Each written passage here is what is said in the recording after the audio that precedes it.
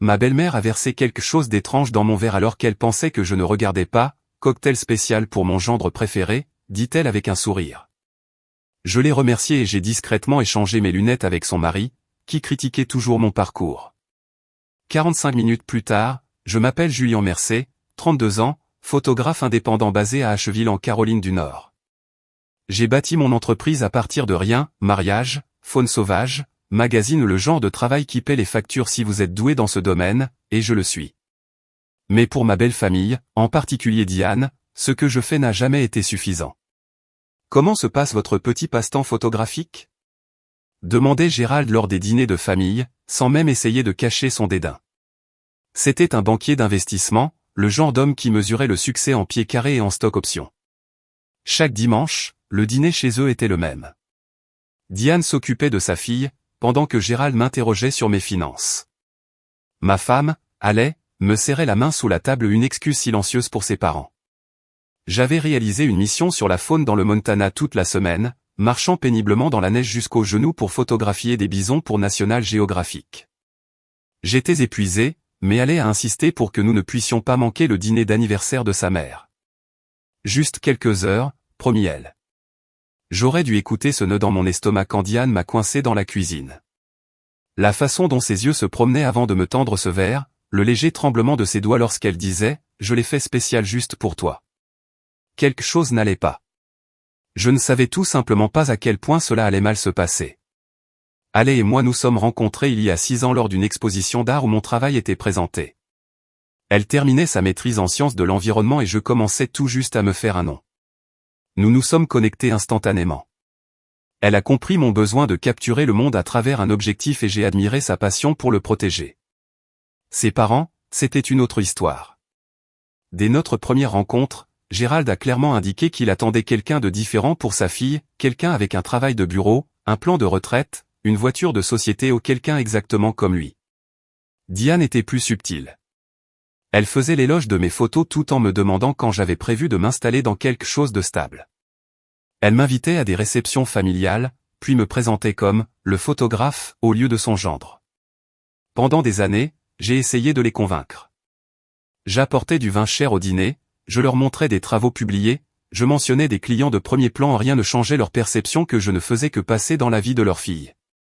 Une phase qu'elle aurait dépassée. À Noël dernier, j'ai entendu Diane au téléphone. Allais aurait pu épouser Thomas, vous savez, un chirurgien orthopédiste, l'argent de la famille, mais elle a choisi le plus créatif. La façon dont elle s'est arrêtée avant créatif, ça ressemblait à une maladie. Gérald était plus direct. Quand Allais et moi avons annoncé que nous essayions d'avoir un bébé, il m'a pris à part. Les enfants coûtent cher, mon fils. Pensez peut-être à un véritable emploi avant d'en mettre un au monde. Je n'ai jamais dit ces choses à Allais. Elle aimait ses parents malgré leurs défauts, et je ne voulais pas la forcer à choisir son camp. J'ai donc souri, serré fermement la main de Gérald à chaque visite, complimenté la cuisine de Diane et gardé mes pensées pour moi. Mais il y avait des signes que j'aurais dû prendre plus au sérieux, la façon dont Diane demandait à Allais de l'aider dans la cuisine chaque fois que je parlais d'un projet réussi, comment elle m'excluait accidentellement des photos de famille, la fois où Gérald suggérait une thérapie pour les décisions impulsives de Allais tout en me regardant directement. J'ai tout ignoré, pensant que le temps finirait par amener l'acceptation. J'ai eu tort. Le vendredi du dîner d'anniversaire de Diane, je suis revenu du Montana avec les joues à vif brûlées par le vent et une carte mémoire pleine d'images qui permettrait de payer notre hypothèque de 3 mois. J'étais épuisé, mais j'ai pris une douche, j'ai enfilé une chemise boutonnée et nous avons conduit à la maison de style colonial de ses parents, dans le quartier chic de la ville. Le dîner commença normalement. Gérald s'est vanté d'un accord récent, Diane s'est occupée de la table, le frère de Allais, Owen, et sa femme Vanessa ont eu une conversation polie. J'ai bu une bière et j'ai compté les minutes jusqu'à ce que nous puissions partir. Après le plat principal, Diane a annoncé qu'elle avait préparé sa fameuse sangria pour le dessert. Elle a disparu dans la cuisine et j'ai proposé de l'aider à porter les verres. C'est à ce moment-là que je l'ai vue. Elle avait 2 verres séparés des autres. En entrant, elle a rapidement ajouté quelque chose provenant d'un petit flacon dans l'un d'eux. Ce n'était ni une garniture ni une saveur. C'était incolore, inodore, et elle a rangé le flacon dès qu'elle a entendu mes pas. « Oh Julien, j'ai ça » dit-elle trop vivement. « Celle-ci est pour toi. » Recette spéciale pour mon gendre préféré. Ma gorge se serra. Le verre était recouvert d'un film à peine perceptible qui captait la lumière. Laisse-moi t'aider à les porter, dis-je en prenant les 2 verres qu'elle avait préparés. Dans la salle à manger, Gérald vérifiait son téléphone, levant à peine les yeux lorsque je m'approchais. Sangria, monsieur. J'ai placé le verre trafiqué devant lui au lieu de le prendre moi-même. Je l'ai regardé boire, trouvant une excuse pour préférer l'eau avec mon dessert. 45 minutes plus tard, Gérald était pâle, en sueur et se précipitait vers la salle de bain. Les bruits violents de sa maladie résonnaient dans la maison. Le visage de Diane s'est vidé de ses couleurs lorsqu'elle a réalisé ce qui s'était passé. Ses yeux ont rencontré les miens de l'autre côté de la table, et à ce moment-là, j'ai su 2 choses avec une certitude absolue, ma belle-mère avait essayé de m'empoisonner, et elle savait que je savais. Je n'ai pas réagi. Je ne l'ai pas confrontée. Je viens de manger mon gâteau au chocolat pendant qu'elle se précipitait pour voir son père. Dans le chaos qui a suivi, Gérald insistant sur le fait qu'il devait s'agir d'une intoxication alimentaire, Diane balbutiant à propos de mauvais crustacés, j'ai discrètement empoché le verre intact qui m'était destiné. Quelque chose avait changé en moi. La colère que je ressentais n'était ni chaude ni explosive, elle était froide et délibérée. Je n'allais pas laisser tomber ça, mais je n'allais pas non plus me frayer un chemin. J'allais leur faire affronter exactement qui ils étaient. Le lundi après le dîner, j'ai apporté le verre à Jason, un ancien client qui dirigeait un laboratoire de toxicologie. Personnel ou professionnel, il a demandé quand j'ai expliqué ce dont j'avais besoin. C'est une affaire de famille, répondis-je. 3 jours plus tard, il a appelé. Julien, il y avait des benzodiazépines dans cette boisson. Rien de mortel, mais assez pour assommer quelqu'un pendant des heures, peut-être causer des pertes de mémoire. Où as-tu trouvé ça? Je l'ai remercié et lui ai demandé un rapport écrit. Je n'ai pas répondu à sa question. Ce soir-là, j'ai dit à Ale que je voulais sauter le dîner du dimanche pendant un moment. J'ai dit que je devais me concentrer sur une exposition à venir. Elle était déçue, mais comprenait. Je ne lui ai pas parlé des résultats des tests, pas encore. J'avais d'abord besoin de plus d'informations. Au cours des 2 semaines suivantes, j'ai creusé. Diane avait une prescription de Xanax de 3 médecins différents. Elle doublait et triplait ses doses depuis des années. Il y avait aussi des rumeurs à son sujet en ville, comportement étrange lors d'une fête chez un voisin, accusation de vol de bijoux dans son country club, histoire que sa famille avait travaillé dur pour enterrer. J'ai tout compilé et j'ai attendu mon moment. C'est arrivé lorsqu'Ale a mentionné que sa mère avait besoin de photos pour un profil sur les réseaux sociaux. Elle m'a spécifiquement demandé si je les prendrais. Dit Ale, surprise par la demande. J'ai accepté. Le samedi suivant, je suis arrivé seul chez eux, un sac photo dans une main, une enveloppe scellée dans l'autre. Diane attendait, habillée cher, maquillée parfaitement. Gérald était au bureau, expliqua-t-elle. Avant de commencer, dis-je doucement, j'ai pensé que tu voudrais peut-être voir ça. Je lui ai remis l'enveloppe contenant le rapport de toxicologie ainsi que les imprimés de ses multiples ordonnances. Ses mains tremblaient pendant qu'elle lisait. C'est absurde, murmure-t-elle. Je ne le ferai jamais. Nous savons tous les 2 ce qui s'est passé, la coupe et je. Ce que je ne sais pas, c'est pourquoi. Son visage se durcit. Vous n'êtes pas assez bien pour ma fille. Vous ne le serez jamais. Un homme devrait assurer la sécurité, pas des photos. Et droguer le mari de votre fille assure la sécurité? J'ai gardé ma voix au niveau. Ça n'allait pas te faire de mal. Elle a crié, je te rends juste malade, je te fais rater cette ridicule ouverture de galerie dont tu parles depuis des mois. Montre à Ale que tu n'es pas fiable. J'ai laissé cela pénétrer. Voici ce qui se passe ensuite, dis-je finalement. Vous allez dire à Gérald ce que vous avez fait. Ensuite, vous allez tous les 2 commencer à me traiter avec respect. Non pas parce que vous avez soudainement changé d'avis à mon sujet, mais parce que l'alternative est qu'Ale découvre exactement qui sont ses parents. Diane a ri, mais cela semblait creux. Elle ne te croira jamais à notre place. J'ai récupéré mon sac photo. Peut-être pas, mais elle croira au rapport de laboratoire et au dossier d'ordonnance. Et les voisins que vous avez aliénés. Êtes-vous prêt à parier votre relation avec votre fille là-dessus?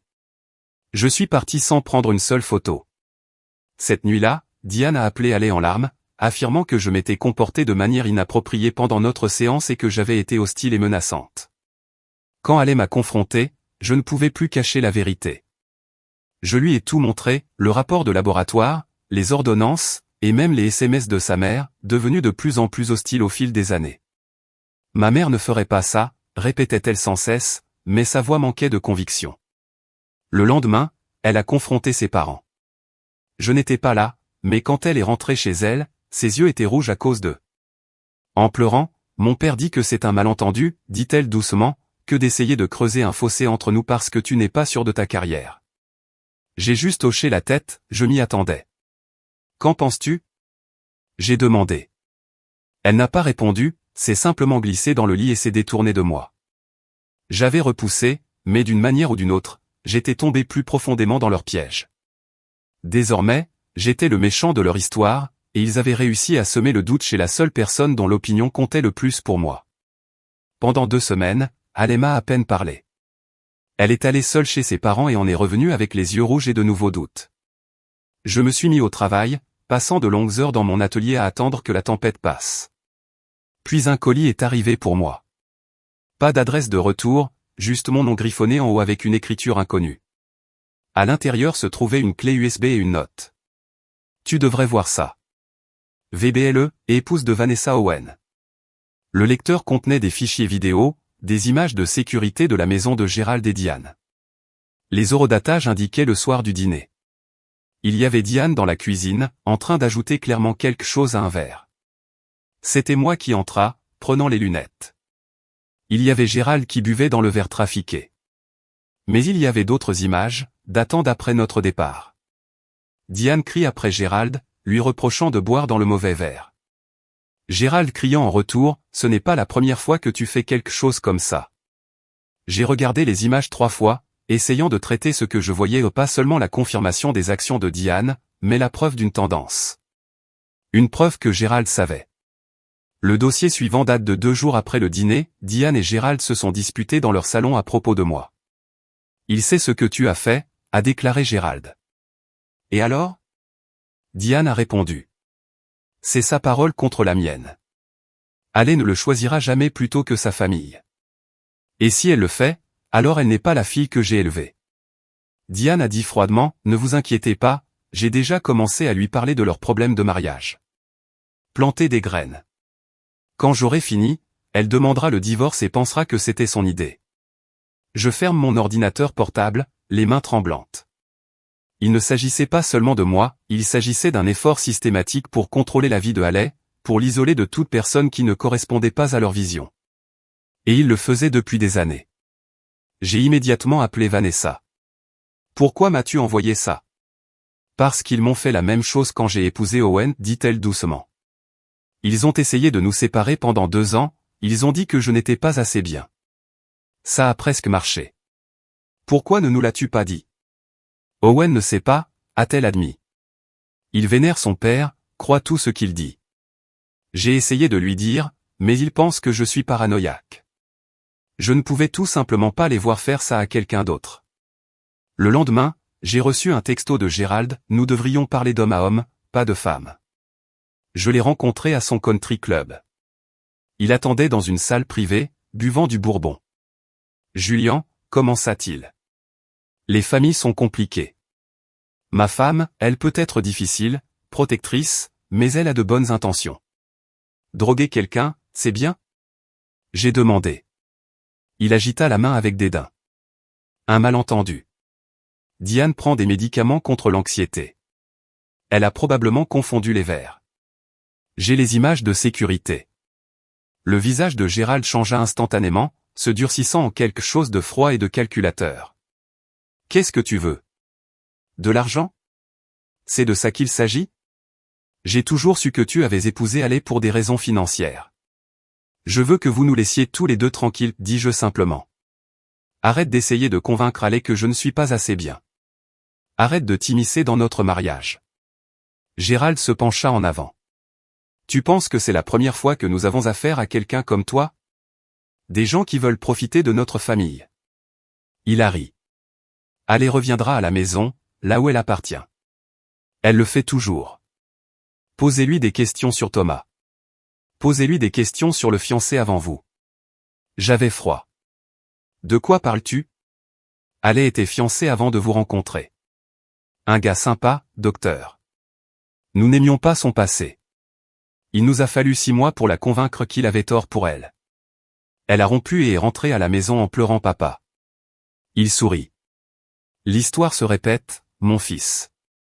Sur le chemin du retour, j'ai appelé la colocataire de Haley, Bethany. Demandez-lui des nouvelles de Thomas.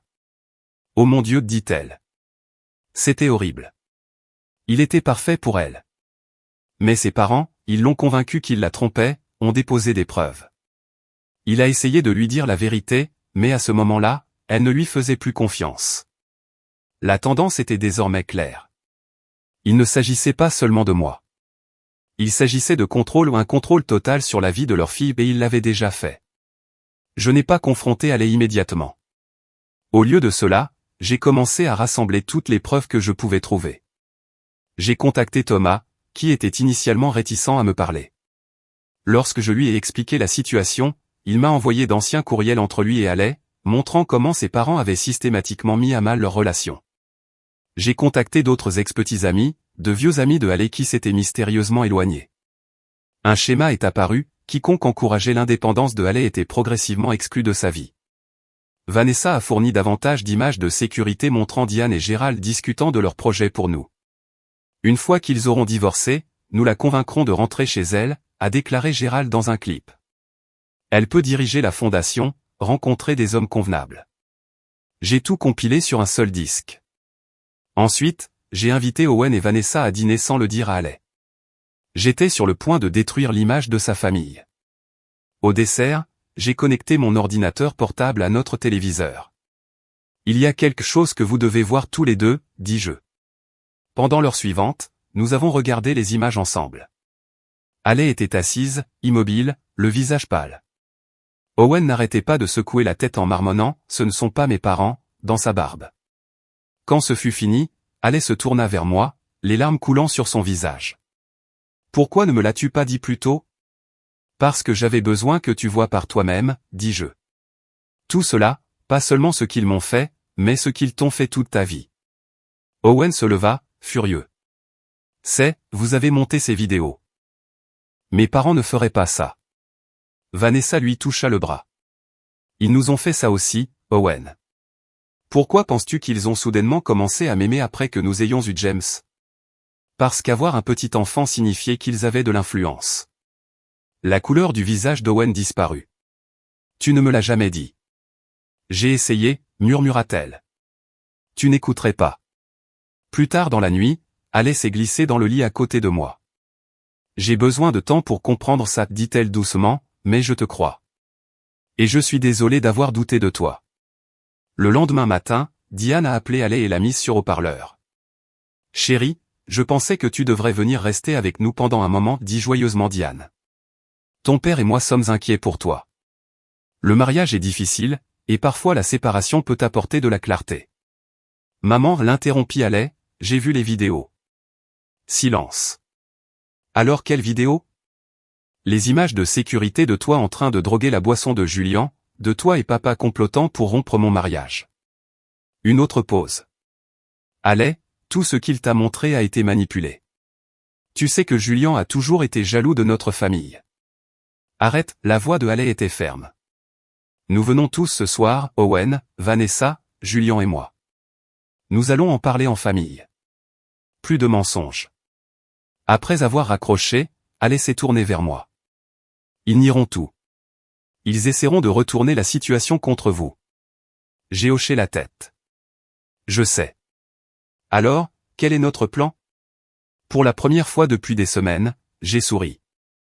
Je pense qu'il est temps que tes parents rencontrent le vrai moi, celui qui ne se contente pas de prendre des photos, mais qui sait raconter une histoire. Ce soir-là, nous sommes arrivés chez Gérald et Diane avec mon matériel photo. Owen et Vanessa étaient déjà là, assis raides dans le salon. Gérald semblait confiant. Je comprends qu'il y ait eu un malentendu. Pas de malentendu, l'interrompis-je en installant mon trépied. Je documente cette conversation pour les archives familiales. Diane s'y opposa immédiatement. C'est une entreprise familiale privée. Exactement, ai-je accepté.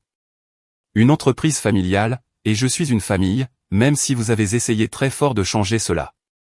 Pendant les 2 heures suivantes, nous avons tout expliqué, la boisson, la manipulation, Tom, les autres ex-petits amis, le modèle qui avait façonné toute la vie de Haley et Owen. Gérald et Diane ont tout nié, bien sûr, m'ont traité d'instable, de manipulateur. Mais à chaque refus, j'ai diffusé un autre clip, montré un autre email. Leurs visages pâlirent, leur dénégation s'affaiblissait. Finalement, Haley se leva. Je vous aime tous les deux. Vous êtes mes parents, mais ce que vous avez fait est impardonnable. Vous ne pouvez plus contrôler ma vie. Owen hocha la tête. Nous sommes des adultes. Nous choisissons nos propres partenaires, notre propre chemin. Diane s'est mise à pleurer, non pas par remords, mais parce qu'elle réalisait qu'elle perdait le contrôle. Gérald avait juste l'air abasourdi, comme s'il ne pouvait pas comprendre que ses enfants le défiaient. Alors que nous nous préparions à partir, j'ai remis à Gérald une clé USB. Ceci contient tout, les images, les courriels, les témoignages. C'est à vous de le conserver. Qu'est-ce que ça veut dire ? Demanda-t-il avec méfiance. Cela signifie que je ne vais pas ruiner ta réputation en partageant ça avec quelqu'un d'autre. Cela blesserait Haley, et je ne ferai jamais ça. Si jamais vous essayez à nouveau d'interférer dans notre mariage, si jamais vous essayez de manipuler Haley ou de parler contre moi, des copies seront envoyées à chaque membre de votre country club, à vos partenaires commerciaux et à votre précieux cercle social. Pour la première fois depuis que je l'avais rencontré, Gérald me regardait avec quelque chose qui ressemblait au respect. Je t'ai sous-estimé, dis-je simplement. Oui, répondit-il, la voix tendue. Tu l'as fait. 6 mois se sont écoulés. Haley et Owen ont commencé une thérapie pour réparer les dommages causés par leurs parents. Diane et Gérald gardaient leur distance, envoyant des SMS occasionnellement mais en respectant les limites que nous avions établies. Puis, pendant les vacances, ils nous ont tous invités à dîner à un nouveau départ, disait l'invitation. Haley voulait y aller, toujours mes parents, dit-elle, et ils essaient. J'ai accepté, mais je n'étais pas assez naïf pour croire qu'ils avaient changé. À notre arrivée, tout semblait normal. Diane avait préparé un festin. Gérald était charmant, me posant des questions sur mes derniers projets avec ce qui semblait être un véritable intérêt. Après le dîner, Gérald m'a invité dans son bureau. J'ai une proposition à te faire, dit-il en me versant un scotch. J'ai réfléchi à votre carrière. La photographie, eh bien, ça vous fait du bien, mais avez-vous pensé à vous diversifier ? Je pourrais vous intégrer dans mon entreprise, filière associée junior. Le salaire serait substantiel. J'ai pris le verre mais je n'ai pas bu. Pourquoi ferais-tu ça ? Ta famille, dit-il doucement. Et je respecte la façon dont vous avez géré les désagréments. Vous avez protégé ma fille tout en tenant bon. C'est ce que fait un vrai homme. J'ai posé le verre sans le toucher. J'apprécie l'offre, mais non. Son sourire se resserra. Julian, sois raisonnable. C'est un rameau d'olivier, une façon pour nous d'avancer. Non, répétai-je. C'est une autre tentative de contrôle. Tu ne peux pas m'acheter, Gérald, et tu ne peux pas supporter le fait qu'elle est même exactement comme je suis. Ne sois pas idiot, siffla-t-il en laissant tomber la façade. Tout le monde a un prix. Je me suis levé. C'est là que tu as tort. Et c'est pourquoi tu ne comprendras jamais ta fille. Je suis retourné à la salle à manger où Diane montrait des albums photos à Haley. Regardez ça, disait-elle. Tu étais si heureux quand tu vivais à la maison. Haley a attiré mon attention à travers la pièce. Elle pouvait voir à mon expression que quelque chose s'était passé. J'ai hoché légèrement la tête et elle s'est levée. Maman, papa, annonça-t-elle clairement, j'ai quelque chose à te dire. Tout le monde se tourna vers elle.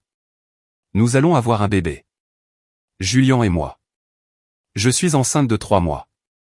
Le choc sur leur visage était réel.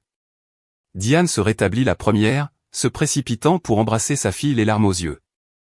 Gérald s'approcha plus lentement, regardant entre Haley et moi. Félicitations, dit-il avec raideur. Merci, répondis-je, puis baissant la voix pour que lui seul puisse entendre. Cet enfant ne sera jamais mis en gage dans vos jeux. Je vous le promets. Son visage se durcit, mais il hocha la tête une fois, comprenant le message. Alors que nous rentrions chez nous ce soir-là, Haley m'a serré la main. Ils ne changeront jamais, n'est-ce pas ? Non, dis-je honnêtement. Mais ils devront accepter que nous l'ayons fait. 3 semaines plus tard, une lettre certifiée est arrivée de l'avocat de Gérald. À l'intérieur se trouvait l'acte de propriété d'une maison, notre maison, que nous avions louée et des documents juridiques établissant un fonds en fiducie pour notre enfant à naître. Il n'y avait aucune note, aucune condition, aucune obligation, juste le transfert des actifs, propres et irrévocables. Ce n'étaient pas des excuses. Gérald n'en était pas capable.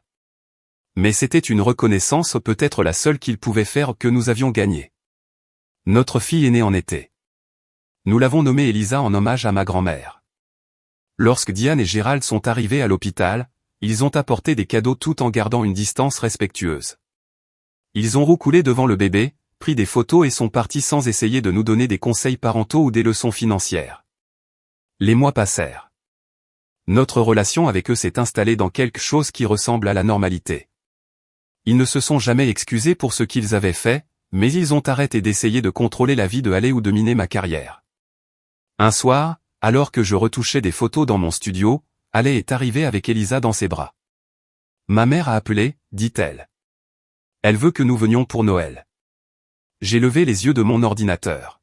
« Qu'est-ce que vous voulez faire ? » « Je pense que nous devrions y aller, » a-t-elle répondu, mais avec des conditions. Nous restons dans un hôtel, pas chez eux. Nous partons quand nous voulons partir.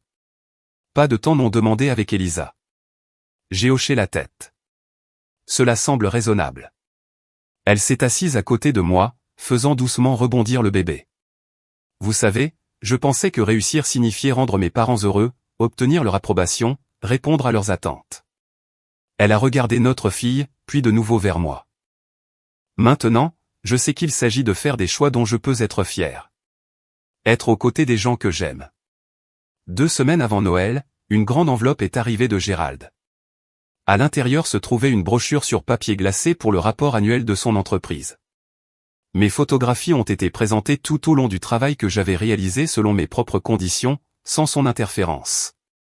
Il y avait une brève note, j'ai embauché le meilleur photographe que je connaisse. Je pensais que tu en voudrais une copie. Ce n'était pas du pardon ou de la réconciliation. C'était autre chose. Du respect, peut-être. La reconnaissance que j'ai réussi selon mes propres conditions, pas les siennes. Je n'ai pas appelé pour le remercier. Nous avons tous les deux compris qu'il ne s'agissait pas de gratitude.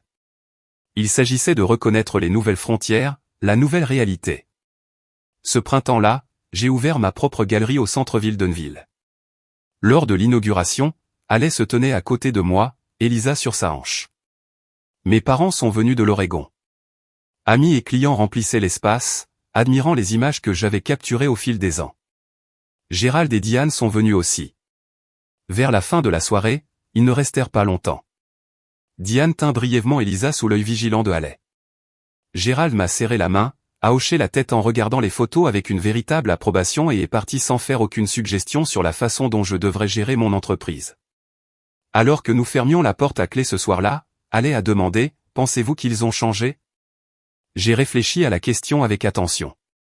Non, dis-je finalement, mais ils ont accepté qu'ils ne pouvaient pas nous changer. Et parfois cela suffit. Plus tard, alors que nous étions assis sur notre porche et regardions les étoiles briller au-dessus des montagnes, Elisa dormant dans son berceau à l'étage, j'ai réalisé quelque chose que je n'avais jamais complètement expliqué auparavant. Je n'avais pas gagné en jouant au jeu de Gérald et Diane. J'avais gagné en refusant d'y jouer du tout. J'avais tenu bon, protégé ce qui comptait et construit ma vie selon ma propre définition du succès, non pas avec des stratagèmes ou de la manipulation, mais avec honnêteté et une persévérance tranquille. En fin de compte, c'était la vengeance la plus satisfaisante de toutes, vivre bien selon mes propres conditions, avec la famille que j'aimais à mes côtés.